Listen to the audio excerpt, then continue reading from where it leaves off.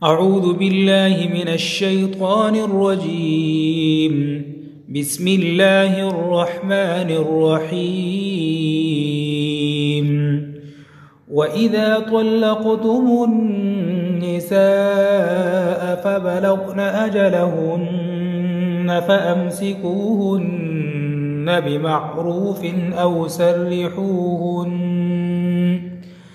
أو سرحوهن بمعروف، ولا تمسكوهن ضرارا لتعتدوا، ومن يفعل ذلك فقد ظلم نفسه.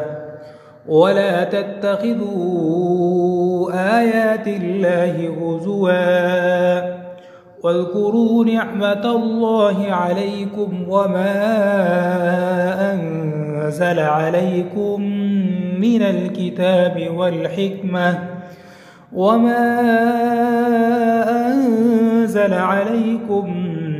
الكتاب والحكمة يعظكم به، واتقوا الله واعلموا أن الله بكل شيء عليم.